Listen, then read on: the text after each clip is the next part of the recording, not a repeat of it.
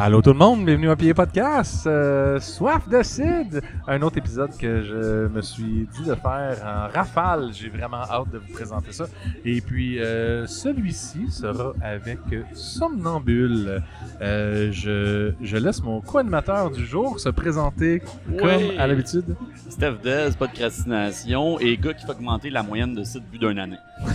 J'adore. T'as beaucoup de bouteilles à ton actif. J'adore. Crank les stats. Mais ces présentations sont toujours différentes. J'adore ça. J'ai quasiment le goût d'utiliser un son. Quel son tu voudrais? Le 3. Yes, merci Steph pour cette présentation. C'était vraiment malade. Je t'aboute, je suis vraiment à bout. Ouais, non. Et qui avons-nous aujourd'hui? Somnambule. Qui on a de Somnambule? On a Émile Robert, copropriétaire de Somnambule depuis 8 ans déjà, qu'on s'amuse à faire du cidre. Ouais, ça fly, hein? Wow, man! Moi, je me souviens encore de commencer à vendre des produits au biérologue de Somnambule. Wow, capotant! Ouais, ça aura pris 8 ans pour m'asseoir avec Émile. Ben oui, hein? Des hommes occupés. Wow! Ouais, mais moi, je fais pas des enfants. Ah ouais, aussi. Ça l'a occupé les dernières années, c'est certain. Puis tu gères pas un verger non plus. Non, j'ai juste un podcast. Puis ma vie, j'ai 2 chats. 2 chats? Ouais, ça c'est beaucoup. J'ai 2 chats. Il y en a un qui fait le poste. On en parle pas. Cidrerie Somnambule. C'est bien? C'est ça? Ben oui, le Somnambule. Le Somnambule. Cidrerie Verger, maintenant, on a revu nos étiquettes un petit peu. On a introduit le mot verger parce que c'est pas tout le monde qui savait nécessairement qu'on produisait nos pommes. Vous produisez vos pommes? Ben oui, de plus en plus, ça reste que c'est au début, la grande majorité, mais là, de plus en plus, il y a des cidreries urbaines qui se développent aussi, qui ont d'autres modèles d'affaires, qui vont chercher des pommes ailleurs, puis c'est très bien aussi. Mais nous, ça a toujours fait partie du projet d'avoir le verger, puis d'être proche de la matière première. Fait que là, on le met un petit peu plus de l'avant parce que ça reste que c'est maintenant quelque chose qui nous distingue un peu. Très cool. Là, je vais me risquer d'une question. Bien sûr. Est-ce que tu fais toujours le vin? Non, on a arrêté ça malheureusement. Ouais. Juste être sûr de trop d'années avec des gels de printemps. Ouais. On a mis énormément d'efforts pour zéro résultat dans le fond. Là. Alors nous, c'était des vignes déjà qui avaient près d'une trentaine d'années. C'était pas un vignoble qui était parfaitement en état. Donc tout ça mis bout à bout a fait qu'on a préféré se concentrer sur nos pommes. On a plein de beaux vignobles dans le coin aussi qui font du vin, qu'on peut aller chercher des morts de raisin ou d'autres substituts pour aller faire des cuvées de cidre avec du mort de raisin aussi. Fait qu'on est bien entouré de ce côté-là. Fait que je pose la question parce que ça fait longtemps que je l'avais vu. Puis oui. En même temps, ça me fait dire comme maintenant, peux-tu introduire un peu, tu viens d'où? Est-ce que tu veux... Est-ce que je saute du coq à l'âne? Allons-y. Présente-nous un produit, on va y goûter. On start avec ça. Et après ça, on start avec ton histoire puis l'histoire de la du verger. Parfait. Ben dans le fond, j'ai amené 2 produits qui roulent vraiment au kiosque ici en fin de semaine. Fait que je me dis que ça doit être des bons choix qui intéressent les gens. On pourrait commencer tout de suite avec... j'allais juste ici, Faut les on aime ça. On a le dent de lion, c'est comme un petit peu la vedette du kiosque. Là. Tout le monde se laisse tenter, puis ça tombe bien, on le trouve très bon aussi. Ouais, mais je suis quasiment surpris que ça soit un... Je veux dire, c'est très bon, mais je suis surpris que ça soit un gros vendeur. Mais moi aussi, on dirait que... C'est quand même quelque chose qui est un petit peu plus champ gauche. Ouais. Fait que, on est sur une fermentation nature, non filtrée, prise de mousse en bouteille, macération de fleurs de pissenlit avec une co-fermentation avec du miel aussi. Donc il y a un peu tout ça. C'est ça, c'est juste le pissenlit.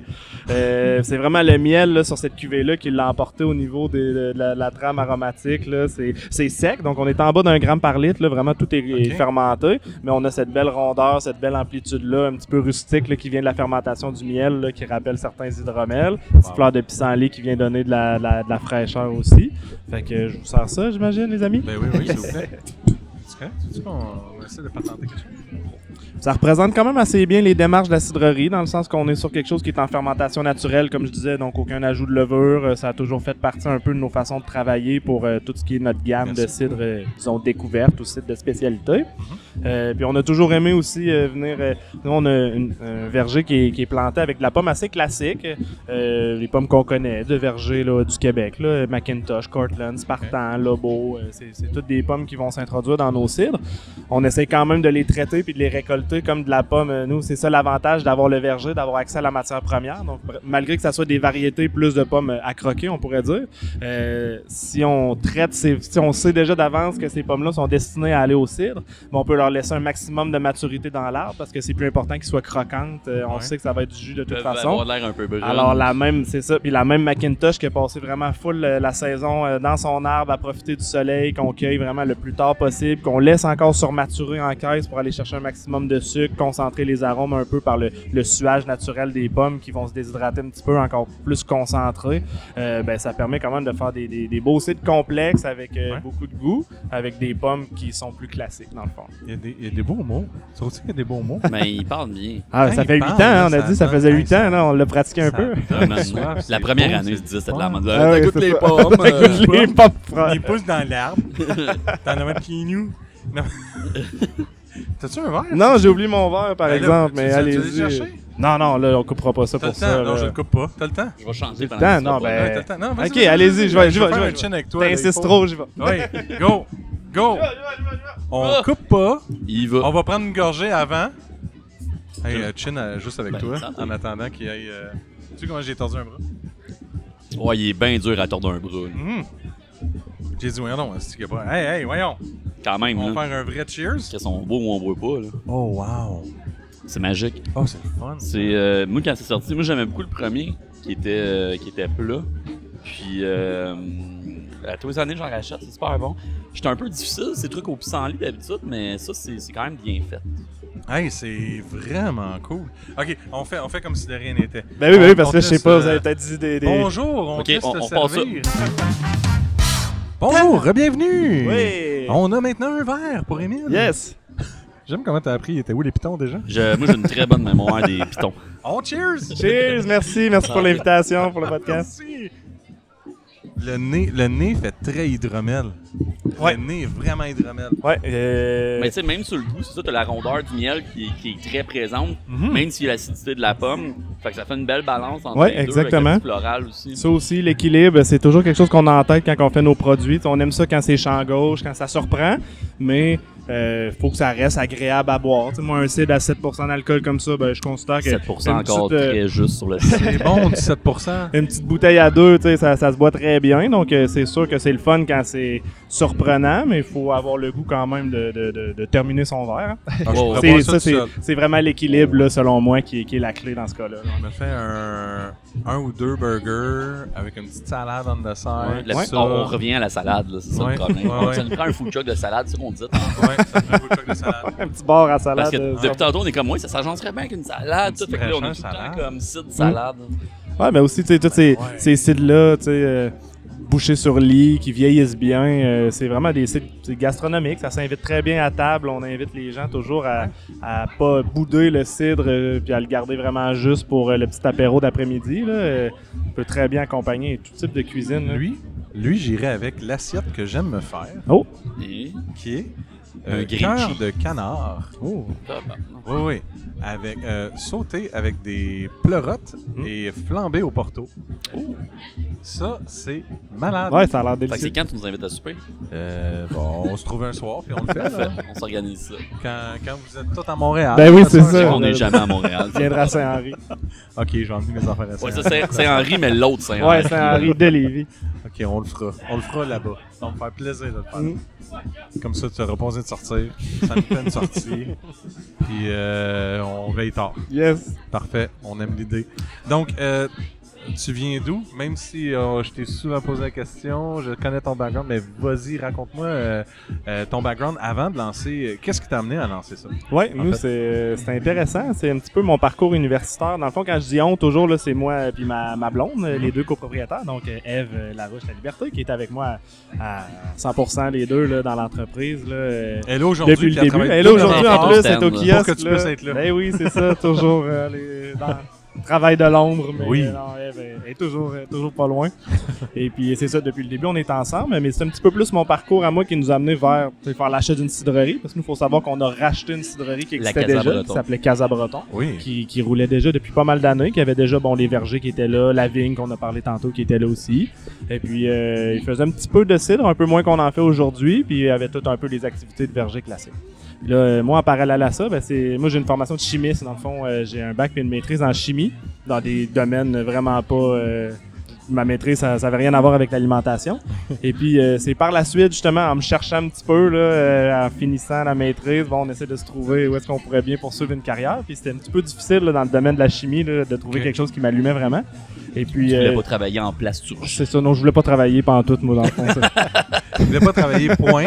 Il s'est dit, je vais partir de... Excuse, attends. Je peux-tu y allonger ma jambe? Ouais, non. Là, genre? Ok, cool. Je l'ai voir. Parce que j'étais à mi-chemin de plus de sang. Oui, ce qu'il faut savoir, que des autres épisodes, ça finit quand il n'y a plus de sang dans sa jambe. Okay, c'est bon, ça fait finir là. C'est ça mon timing.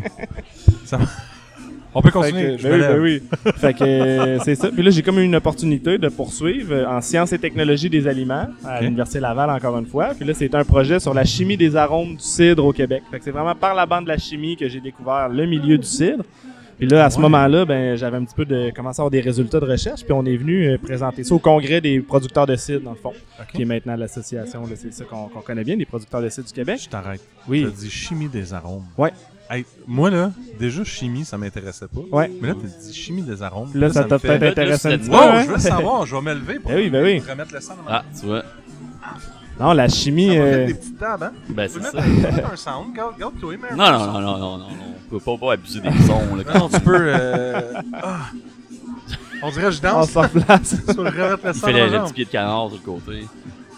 Beaucoup de gens ont de mauvais souvenirs de la chimie qui remontent du secondaire, souvent là, des profs un peu drables et puis des sujets pas toujours super excitants. Ouais, mais la chimie, c'est super passionnant quand tu y penches un petit peu souvent. Puis la chimie, c'est un domaine qui est connexe à toutes sortes d'autres domaines aussi. On peut être dans la chimie du vivant. Moi, beaucoup de mes projets avant, c'était ça, la microbiologie, la chimie un peu de type dans le domaine du médical un peu. Fait que proche de la vie aussi. Fait que tu sais, on avait déjà un petit peu de connaissance de ce côté-là. Donc, t'as quand même un avantage pour réutiliser tes levures, tes trucs que tu c'est ça. J'étais pas du tout microbiologiste, mais tu connais un peu la cellule, la levure, comment ça marche, qu'est-ce que un peu c'est. Puis si on revient à la chimie des arômes, par exemple, juste à la base, c'est quoi sentir quelque chose? Hein, si tu prends ton verre, t'as senti quelque chose, c'est parce qu'il y a quelque chose physiquement qui a quitté ton verre puis qui est venu frapper ta tâche olfactive. Peux-tu m'en remettre dedans? Ben oui, sers-toi, c'est là pour ça. Fait que, tu sais, physiquement, il y a des molécules qu'on appelle des molécules volatiles qui vont s'évaporer puis qui vont venir générer des odeurs dans notre cerveau. Exact. Fait que c'est pour ça qu'on peut dire, mettons, comme ça sent sucré, même si tu n'y as pas goûté. Ouais, dans le fond, tu vas avoir la perception d'une odeur sucrée quand tu vas sentir des arômes qui te rappellent des aliments qui sont sucrés, dans le fond. Comme là, ici, comme on a dit, c'est vraiment le miel qu'on sent. Donc, on a l'impression que ça va être sucré, même si en bout de ligne, il n'y a aucun sucre résiduel, puis qu'en bouche, c'est pas sucré. Donc, ça te rappelle le miel qui, lui, est sucré. Ouais. Là, je connais pas par cœur c'est quoi les molécules dans le miel qui donne l'odeur du miel, mais c'est en bout de ligne, c'est une petite brochette de probablement 4 ou 5 molécules qu'on peut très bien identifier, doser, caractériser, puis là savoir c'est quoi qui donne l'odeur caractéristique du miel, du sirop d'érable, de la pomme, de la banane, de l'orange. Tout ça, on est capable de les sentir automatiquement. On y pense même pas qu'on différencie ces fruits-là, mais c'est vraiment le petit cocktail de molécules qui peut se ressembler au niveau des fruits. Le gazon frais coupé, le 6,3-hexanol, tu ouvres la petite bouteille de 6,3-hexanol, puis ça sent la tondeuse là, dans le laboratoire, là, c'est assez flagrant. La petite banane bonbon aussi, là, je voudrais pas dire de niaiserie, moi j'aime ça les guimauves. Mais ça a vraiment... J'aime ça les bananes, moi. Moi je suis un des rares sur la terre qui fait comme donne-moi un sac. Il y a une molécule en particulier qui est ça. Fait que c'était un peu ça le projet, on regardait la composition chimique de jus de pomme, de variétés qu'on connaît, on les fermentait, on faisait le même exercice avec les cidres, donc déjà c'est ça, on veut savoir, est-ce que les variétés de pommes, on le sait un peu de façon empirique. Est-ce que les variétés de pommes vont avoir un impact sur les goûts? Oui, on le sait, mais à quel point? Et puis, est-ce qu'un panel de dégustation va être capable de faire la différence? Parce que c'est très beau mesurer des différences dans le laboratoire. On a un appareil qui va calculer des millionièmes de grammes. Ouais. C'est sûr qu'il va trouver des différences. Mais est-ce que ces différences-là vont être perceptibles pour le nez moyen de quelqu'un qui est un petit peu entraîné, disons, à reconnaître les odeurs? Là, c'était un autre paire de manches. Fait que j'ai travaillé là-dessus pendant environ 3 ans. Okay. Et puis... c'est ça, d'un point de vue personnel, d'apprendre à faire le cidre, de découvrir ce milieu-là, rencontrer des gens, rencontrer les producteurs, rencontrer des experts dans le domaine qui m'ont montré comment travailler. Ça, c'était super bénéfique. Mais d'un point de vue académique, on était loin du compte. C'est sûr que j'en avais pour un autre 3 ans encore là, de rédaction et tout ça.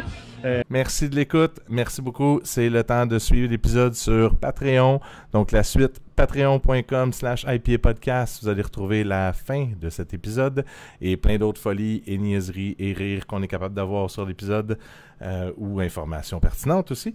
Donc, merci de l'écouter. Merci de m'écouter. Merci de me suivre. Plein de merci. C'est le fun. J'aime ça dire ça. Plein de merci. Fait que n'oubliez pas de liker aussi les pages. Ça m'aide et ça vous aide à avoir des notifications le plus vite possible dès qu'un épisode sort. À bientôt!